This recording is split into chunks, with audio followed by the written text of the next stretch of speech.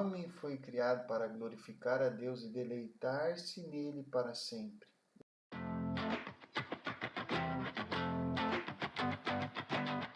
E agora vamos falar especificamente sobre a criação do homem. Bom, qual foi a última e gloriosa obra da criação de Deus? Veja só como a pergunta é colocada. A última porque a Bíblia relata a criação do mundo, colocando o homem como o último ser criado dentro da lista de coisas que Deus criou. Então, o último ser que Deus cria é o homem. E é uma criação gloriosa. Ela é gloriosa em vários aspectos, nós vamos ver alguns deles hoje. A última e gloriosa obra da criação de Deus foi o homem, criado macho e fêmea. A humanidade, o ser humano, tanto macho como a fêmea, são essa última obra gloriosa de Deus na criação. Está lá em Gênesis, capítulo 1, versículo 27. Lembro que Gênesis, capítulo 1, é o capítulo que fala sobre a criação, e o versículo 27 está lá entre os últimos do capítulo. Diz assim: criou Deus o homem à sua imagem, a imagem de Deus o criou, homem e mulher os criou. Então, o homem é uma criatura de Deus, é a última criatura que Deus fez e é uma criatura gloriosa. Como Deus criou Adão? Deus formou o seu corpo, o corpo do homem, da terra. Então o que ele fez? Ele soprou no homem o fôlego de vida e Adão se tornou alma vivente. Está lá no capítulo 2, versículo 7 de Gênesis. E formou o Senhor Deus o homem do pó da terra e soprou em suas narinas o fôlego da vida e o homem foi feito alma vivente. Então presta bastante atenção aqui porque você vê uma coisa interessante. De quantas partes são feitos os homens? Os homens são feitos basicamente de duas partes, a alma e o corpo. Uma alma e um corpo. Aqui você vê o corpo, Deus formou o homem, formou o Senhor Deus o homem do pó da terra, aqui o corpo, e soprou em suas narinas o fôlego da vida, aqui a alma, certo? E o homem foi feito alma vivente. Então você tem esses dois elementos sendo usados na criação do homem, duas partes diferentes, uma parte física, o corpo, e uma parte espiritual, a alma. O que você consegue confirmar em outro texto lá do Novo Testamento agora, que é o Evangelho de São Mateus, capítulo 10, versículo 28, que diz o seguinte: e não temais os que matam o corpo e não podem matar a alma, temei antes aquele que pode fazer perecer no inferno a alma e o corpo. Então aqui Jesus está dizendo basicamente, olha, não temam que só pode matar o corpo e não pode fazer nada com a alma, temam aquele que podem fazer o corpo e a alma perecer. Opa, peraí, parece que isso quer dizer o homem inteiro. Então Jesus está dizendo que o homem inteiro é feito dessas duas partes, o corpo e a alma.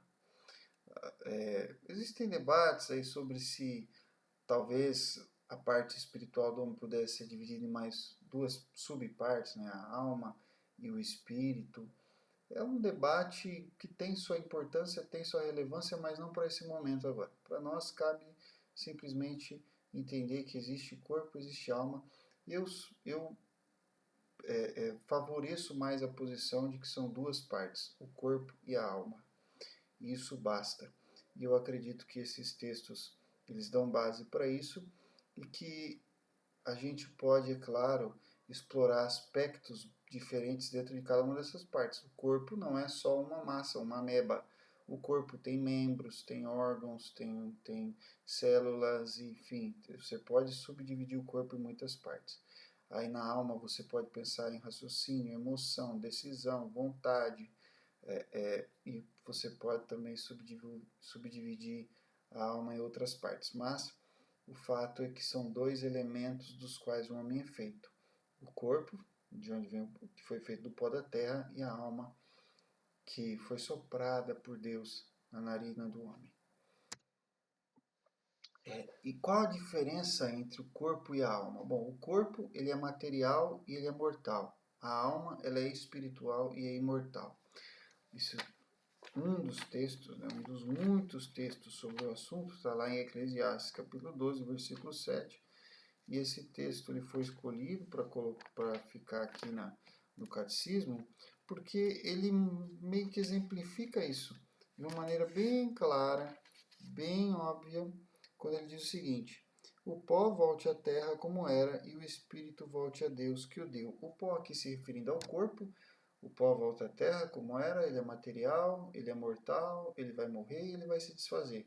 Mas o espírito volta a Deus que o deu. Ele não se desfaz, ele vai ter que se encontrar com Deus, ele vai ter que dar conta, né, da maneira como viveu aqui na Terra. Então o corpo é material e mortal, mas a alma é espiritual e imortal. Ela vai, quando parte desse mundo, ela vai ao encontro de Deus para ser julgada, para bem ou para mal, né? O que se denota ao dizer que os homens são feitos à imagem e semelhança de Deus, que é aquilo que a gente leu lá no versículo 27 do capítulo 1 de Gênesis, no primeiro versículo que a gente leu nesse estudo, e que é a razão porque o homem é uma criatura gloriosa de Deus, porque Deus imparta uma glória para ele na criação, que é fazer dele a sua imagem e a sua semelhança. Agora, o que significa ser imagem e semelhança de Deus? Será que Deus tem 2 braços, 2 pernas, né, uma cabeça com 2 olhos? Será que é isso? Bom, com certeza não é isso. Isso não faz o menor sentido acreditar que Deus é um ser limitado como nós, com mãos, pés. Ele é um ser onipresente, é um ser totalmente espiritual, né? Quando nós falamos de imagem e semelhança de Deus, o que se denota é que os homens têm uma natureza espiritual, um lugar exaltado na criação e que podem conhecer a Deus pessoalmente. E isto distingue os homens de todas as outras criaturas. Ele tem uma natureza espiritual, ele é um ser que não é meramente, ele tem um certo tipo de alma, um certo tipo de espírito, que é bem diferente de todas as outras criaturas do mundo físico. Ele tem um lugar exaltado na criação do mundo físico, pelo menos ele foi colocado por Deus para governar o mundo físico. E ele pode conhecer a Deus de uma maneira diferente, não meramente intelectual, mas ele pode se relacionar com Deus. Ele pode ter um conhecimento pessoal de Deus, que é bem diferente do que meramente conceitos ou ideias. Ele pode realmente ter um tipo de amizade com Deus. E isso é tremendo. Vamos lá em Gênesis 1, 26, aqui no comecinho da Bíblia. Gênesis 1, 26 e 27, que nos mostram isso. E disse Deus: façamos o homem à nossa imagem, conforme a nossa semelhança, e domine sobre os peixes do mar, sobre as aves do céu, sobre o gado e sobre toda a terra, e sobre todo réptil que se move sobre a terra. E criou Deus o homem à sua imagem, a imagem de Deus o criou, homem e mulher os criou. Então aqui claramente o fazer do homem à imagem de Deus coloca ele numa posição de dominar sobre as outras criaturas, de governo, né? Coloca ele numa posição de relacionamento com Deus e dá para ele uma natureza espiritual. Vamos lá, isso fica mais claro no capítulo 2, versículo 7 de Gênesis, que diz o seguinte: e formou o Senhor Deus o homem do pó da terra e soprou em suas narinas o fôlego da vida, e o homem foi feito alma vivente. Não se diz isso de nenhuma outra criatura. As aves, os peixes, os animais do campo, todos eles também respiram, mas nenhum deles recebeu o sopro direto de Deus às suas narinas. Então, o tipo de vida espiritual que o homem tem é um tipo diferente. É um tipo de criação mais imediata de Deus. Então, existe uma glória diferente na criação do homem. Agora, o corpo de Adão, essa questão é interessante. O corpo de Adão, a parte física, a parte material dele, foi originalmente criado mortal? E não foi. A resposta é que não foi. A morte veio ao mundo por meio do pecado. A morte não é um meio, não é um ato meramente da criação. A morte ela é uma consequência do pecado. Vamos lá em Romanos, capítulo 5, versículo 12. Que diz o seguinte: portanto, como por um homem entrou o pecado no mundo, e pelo pecado a morte, assim também a morte passou a todos os homens, por isso que todos pecaram. Presta bastante atenção, vou ler de novo. Por um homem entrou o pecado no mundo e pelo pecado a morte. Então a morte ela entra no mundo por causa do pecado. Ela não entra no mundo por causa da criação, ela entra no mundo por causa do pecado.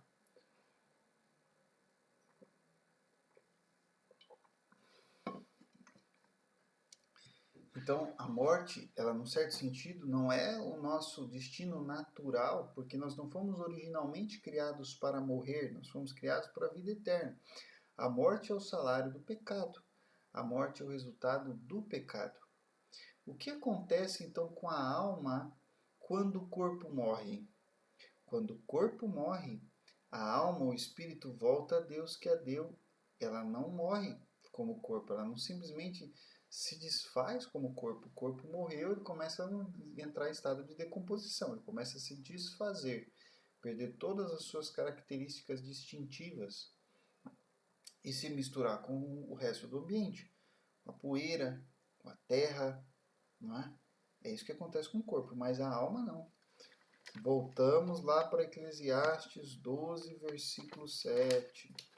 Aquele texto que a gente acabou de ler agora há pouco e que resume isso. O pó volte à terra como era e o espírito volte a Deus que o deu. O espírito, ou a alma, tem que voltar a Deus para dar conta do que fez no corpo. Que propósito o homem então foi criado? O homem foi criado para glorificar a Deus e deleitar-se nele para sempre. E aqui tem uma pleiade de versículos, aqui, uma série de versículos da palavra de Deus para nós lermos, porque a palavra de Deus é o fundamento. Não adianta a gente querer procurar outro fundamento para basear a nossa fé. Todos os outros fundamentos são ruins, são areia, não funcionam. A autoridade do homem, a tradição dos homens, não tem a força necessária para sustentar a nossa fé. Se nós quisermos realmente ter um fundamento firme e sólido para a nossa fé, o fundamento tem que vir da palavra de Deus, das Escrituras. É ali que está a verdade, é ali que está o alicerce firme, duro, que sustenta a nossa vida em todas as situações. É na Bíblia, é na palavra de Deus, é ali que tem que estar. Se não estiver ali, nós vamos cair. Já tenha certeza disso. Tenha certeza disso. Mas se a nossa fé estiver firmada na palavra do Senhor, então realmente ela está firmada. Então realmente nós podemos confiar. Então qual é a razão da nossa existência? A primeira razão da nossa existência é para glorificar a Deus. Isso tem muito a ver com ser imagem de Deus, com ser a imagem do Senhor, porque Deus criou o homem à sua imagem, a imagem de Deus o criou, homem e mulher os criou. Gênesis 1, capítulo 1, versículo 27. Ou seja, nós refletimos uma imagem que não é nossa, e isso é glorificar a Deus. Glorificar a Deus é refletir, de alguma maneira, essa imagem, esse caráter justo e bondoso de Deus. E quanto mais nós fazemos isso, quanto mais nós refletimos a imagem do Senhor, mais nós glorificamos a Ele. Não é só dizer, eu glorifico, eu amo a Deus, aleluia. Tudo isso faz parte também, mas não é o que faz a coisa real.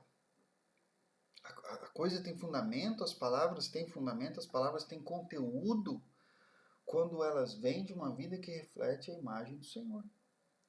Olha lá em Isaías 43, versículo 7, o próximo texto nosso aqui, Isaías, capítulo 43, versículo 7.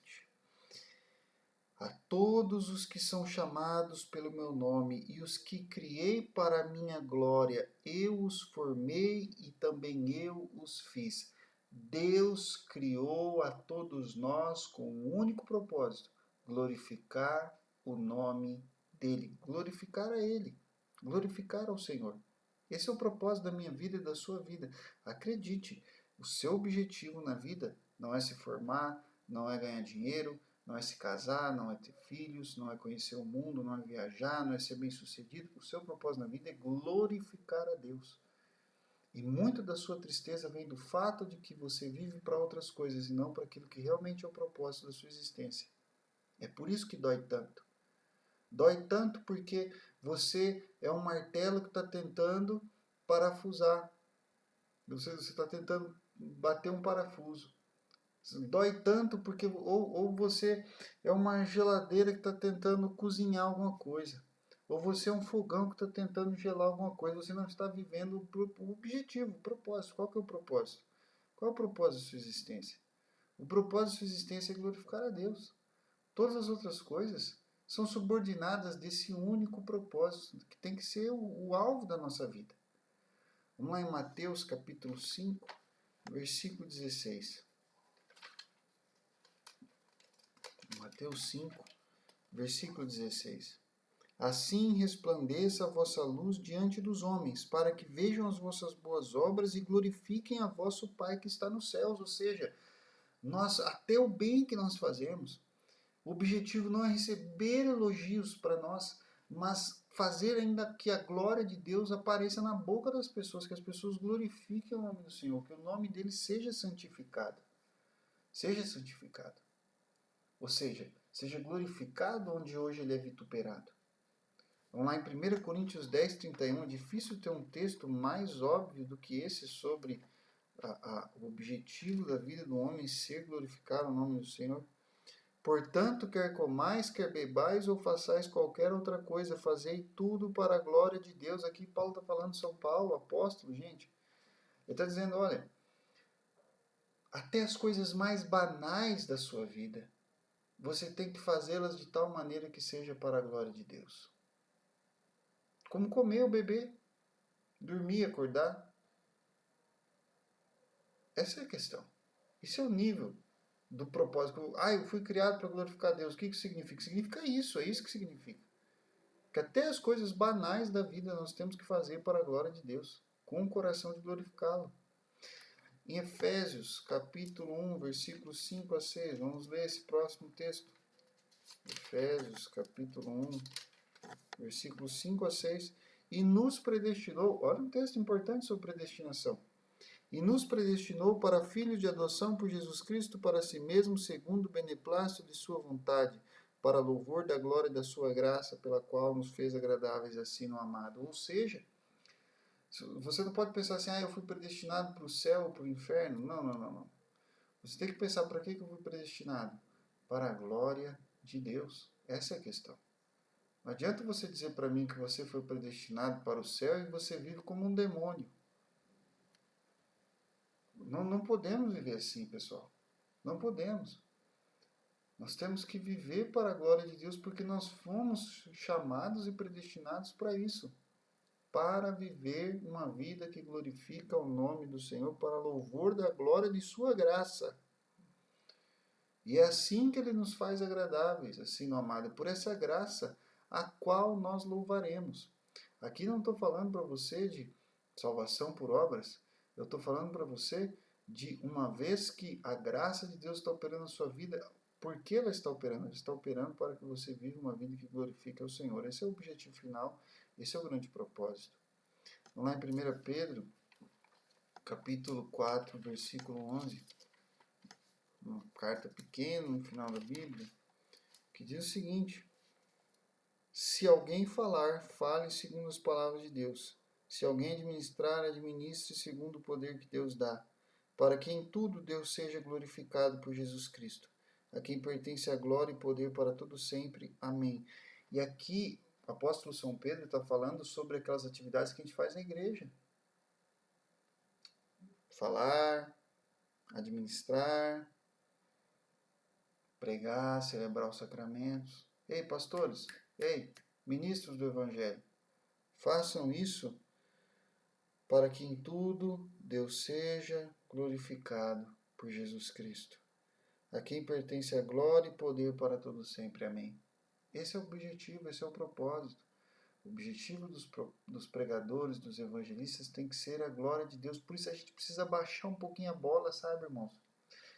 A gente está tentando agradar tanta cultura, tanto entrar no meio da cultura e tal, que a gente quer fazer parte do meio, quer ser aceito. Quer ser aceito. A gente quer, num certo sentido, prosperar. A gente tem a mentalidade, muitos pastores têm a mentalidade de um dono de boate. Se a casa estiver cheia, ele está feliz, né? Então ele faz tudo para encher a casa, novas atrações e tal e tal. Claro que nós queremos a igreja cheia de pessoas. Claro, com certeza. Claro que nós queremos mais almas ganhando. Claro que nós queremos que o mundo aceite o Evangelho. Isso passa, em um certo sentido, por aceitar o que nós estamos pregando e nos aceitar. Aceitar a vida que nós estamos vivendo, o tipo de vida que nós estamos oferecendo. Mas veja, esse não é o propósito final da nossa existência e da nossa vida, nem do nosso ministério. O real propósito de tudo é que Deus seja glorificado.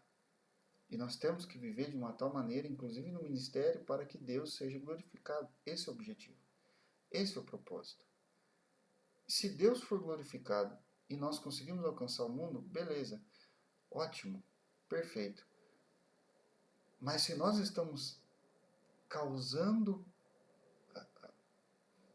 escândalo, roubando a glória de Deus, colocando o nosso nome, colocando o nosso sucesso na frente da glória do Senhor, aí nós começamos a ter um problema. Um problema seríssimo, um problema gravíssimo.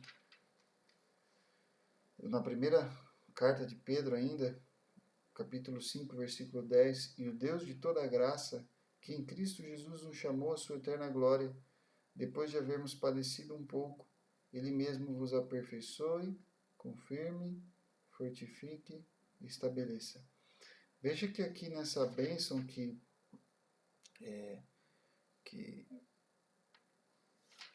São Pedro está impetrando sobre a igreja, ele fala assim, olha, Cristo Jesus nos chamou a quê? A sua eterna glória. Ou seja, na vida eterna, o que nós vamos fazer também? Glorificar a Deus. Esse é o objetivo. O objetivo é glorificar a Deus aqui, glorificar a Deus no céu, glorificar a Deus para sempre. Esse é o grande objetivo. Salmo 37, Salmos capítulo 37, versículo 4. Algumas pessoas dizem que não pode chamar os capítulos dos Salmos de capítulos. Eu não sei que nome então que eu deveria lhe dar, né? Enfim. Salmos capítulo 37, versículo 4. Deleita-te também no Senhor e te concederá os desejos do teu coração. Veja, aqui as pessoas elas focam muito na parte te concederá os desejos do teu coração. Bom, se você se deleitar no Senhor, quais serão os desejos do seu coração? Eles vão mudar. Eles vão mudar totalmente. A questão é deleitar-se em Deus. Essa é a questão. Deleita-te no Senhor. Essa é a questão. Glorifique ao Senhor. Agrada-te dele. Glorificar a Deus e deleitar-se nele para sempre. Refletir a imagem do Senhor. A glória do Senhor não é cansativa. A glória do Senhor é a coisa mais entusiasmante que existe.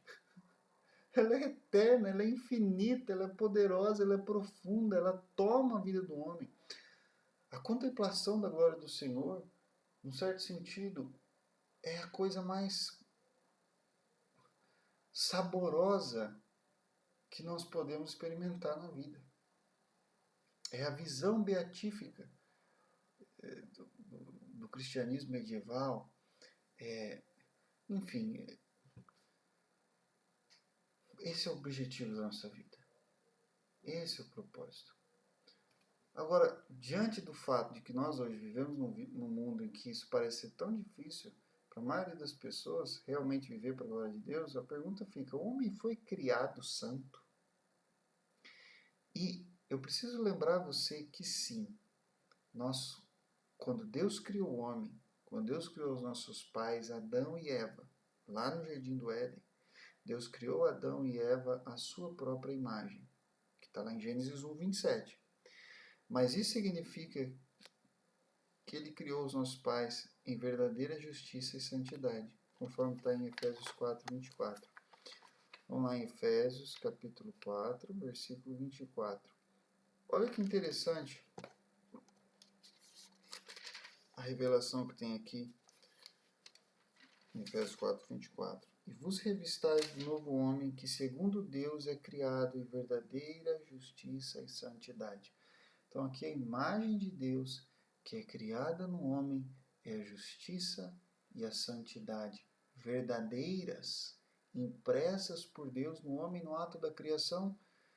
e que depois nós vamos ver por que perdemos e por que agora precisa ser renovada e ser recriada. Mas o fato é que quando nós fomos criados lá no Jardim do Éden, na pessoa dos nossos pais, fomos criados em justiça e santidade. Então, havia santidade. Há uma santidade original que foi dada por Deus no ato da criação. Os nomes que foram dados aos nossos primeiros pais no Éden, o homem foi chamado Adão, a mulher foi chamada Eva. É importante guardar esses dados para honrar os nossos pais, são os primeiros pais de toda a humanidade, são um casal real que existiu, né? E que de fato se chamava, o homem chamava Adão e a mulher chamava Eva. O nosso pai chamava Adão, a mulher chamava Eva. Capítulo 5, versículo 1 de Gênesis diz: Este é o livro das gerações de Adão no dia em que Deus criou o homem, à semelhança de Deus o fez. Então, Adão é o nome do nosso pai. Um certo sentido também é o nome da humanidade. Né? A palavra Adão é aplicada à humanidade e depois ela é aplicada especificamente ao pai, a Adão.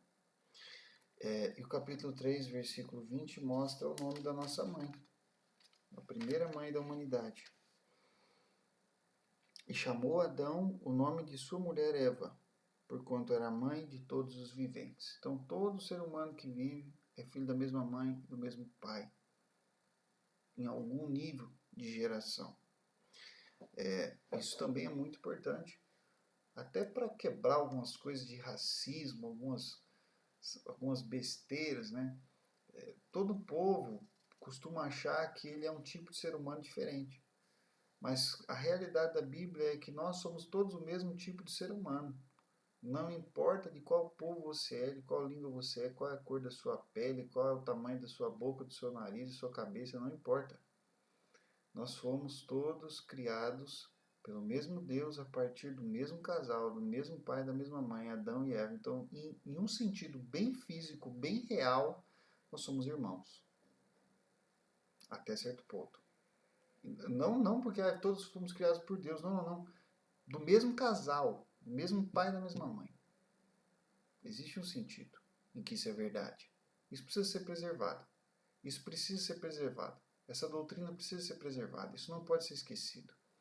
O fato de que nós esquecemos isso é a razão porque tantas atrocidades são cometidas, quando o próximo é visto como um tipo de ser que é menos do que humano. Isso não é bíblico. Onde Deus pôs Adão quando criou? Deus pôs Adão num lugar chamado Éden. Gênesis 2, versículo 8 diz: E plantou o Senhor Deus um jardim no Éden, do lado oriental, e pôs ali o homem que tinha formado. Então existia um jardim chamado Éden, e o homem foi colocado ali. Éden significa paraíso. E ali no Éden, Deus deu uma lei para Adão e Eva, os nossos pais. Qual foi a lei? Foi a lei da obediência perfeita. Vamos lá em Gênesis 2, versículo 16 e 17, que diz: E ordenou o Senhor Deus ao homem, dizendo: De toda a árvore do jardim comerás livremente, mas da árvore do conhecimento do bem e do mal dela não comerás, porque no dia em que dela comeres, certamente morrerás. Então aqui, veja, a questão não era... Todas as árvores que Deus criou eram boas. Essa árvore aqui não era venenosa.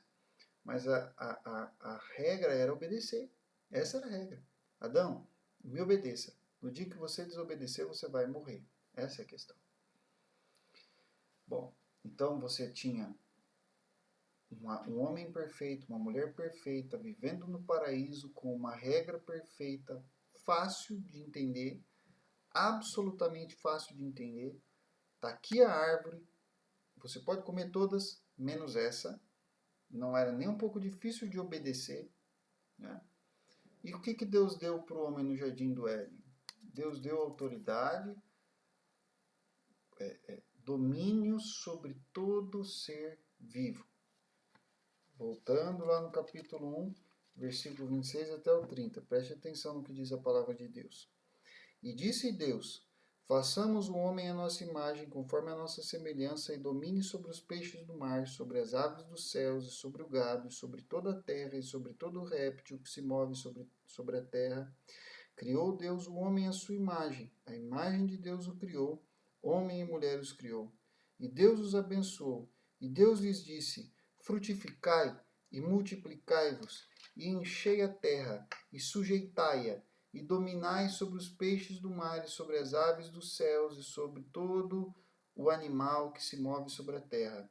E disse Deus: eis que vos tenho dado toda a erva que dê semente, que está sobre a face de toda a terra, e toda a árvore em que há fruto que dê semente ser-vos-á para mantimento, e a todo animal da terra, e a toda ave dos céus, e a todo réptil da terra, em que há alma vivente, toda erva verde será para mantimento. E assim foi. Então aqui Deus dá domínio para o homem sobre todos os seres vivos, para ser como um jardineiro na terra, para cuidar, cultivar a terra. Agora olha lá no Salmo 8, versículos 5 a 8. Isso aqui já é um salmo escrito depois da queda, tá? Tem pessoas que falam assim, não, aquilo ali era antes da queda, depois da queda não é mais assim. Esse salmo foi escrito depois da queda e ele se refere à vida do homem depois da queda. Ele diz o seguinte: pois pouco menor o fizeste do que os anjos, e de glória e de honra o coroaste. Falando que Deus criou o homem assim. Fazes com que ele tenha domínio sobre as obras das tuas mãos, tudo puseste debaixo de seus pés. Todas as ovelhas e bois, assim como os animais do campo, as aves dos céus e os peixes do mar, e tudo que passa pelas veredas dos mares. Então, Deus colocou o homem nessa posição. Essa é a posição do homem. Essa é a posição real do homem, é de governante da terra. Como uma autoridade delegada, subordinada ao Deus que deu essa autoridade a ele, mas uma autoridade real mesmo assim. Aqui vai ficar para a próxima. Por hoje é só. Deus vos abençoe. Obrigado pelo seu tempo. Fique na paz, no nome santo do nosso Senhor Jesus Cristo.